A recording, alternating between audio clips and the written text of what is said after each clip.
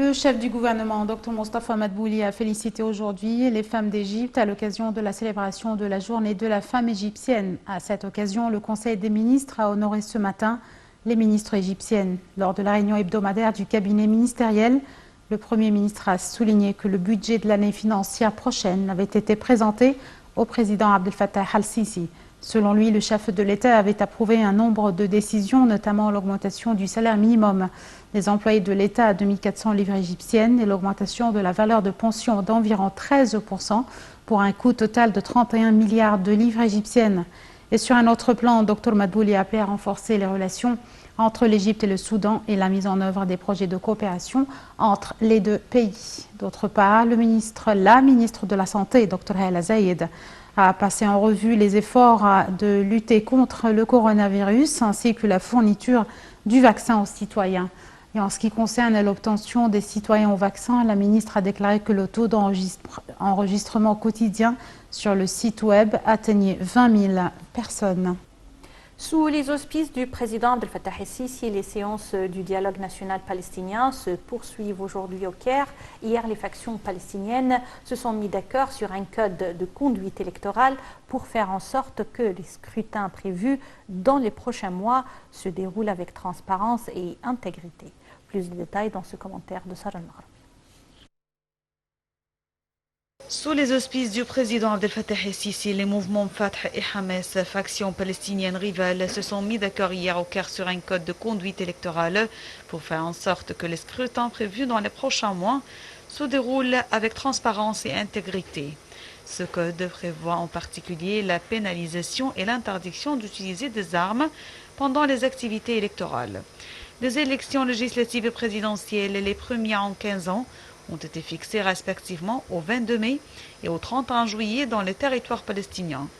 Les partis palestiniennes, dont le Hamas et le Fatah, se sont engagés en février en Égypte à mettre sur pied un tribunal électoral indépendant pour trancher de possibles griffes et faire respecter les résultats afin d'éviter un scénario comme celui des législatives de 2006. Ils se sont aussi entendus en février au Caire pour tenir les élections en Cisjordanie, où vivent 2,8 millions de Palestiniens, et dans la bande de Gaza, enclave paupérisée de 2 millions d'habitants sous blocus israélien depuis 2007, mais aussi à Jérusalem-Est, partie de la ville occupée et annexée par Israël. Dans la bande de Gaza et en Cisjordanie, seule la police palestinienne et donc aucun autre mouvement armé pourra protéger les bureaux de vote, précisé notamment le communiqué diffusé en février. Hier, le président Abdel Fattah el-Sisi avait souhaité que le dialogue national palestinien parvient à réaliser l'objectif escompté du dialogue palestinien.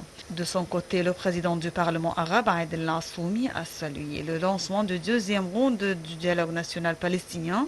Il a loué les efforts de l'Égypte soutenant la réconciliation palestinienne, en assurant que le parrainage du président Sisi au dialogue renforce le rôle de l'Égypte pour mettre fin à la division et soutenir la cause palestinienne. Le commandement général des forces armées a ordonné le décollage d'un avion de transport militaire chargé de grandes quantités de matériel médical et une cargaison de lait infantile présentée par le ministère de la Santé et de la Population au Soudan du Sud et au Yémen.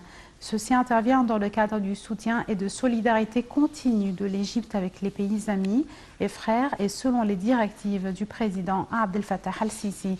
Un avion de transport militaire a décollé de la base aérienne de l'Est du Caire vers l'aéroport international de Djouba pour décharger la cargaison d'aide et la livrer au gouvernement du Sud au Soudan.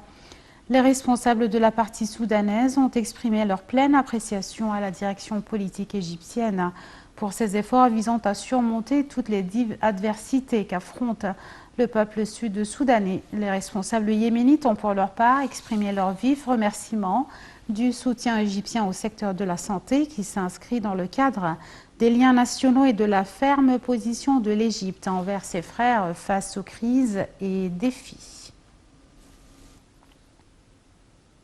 Les indices de la bourse du Caire étaient mitigés à la clôture de la séance d'aujourd'hui. L'indice principal GX 30 a reculé d'environ 1,09% pour se stabiliser au niveau de 11 068 points. L'indice secondaire GX 70 pour les petites et moyennes entreprises a gagné 0,2% et l'indice GX 100, le plus élargi, a perdu 0,11%.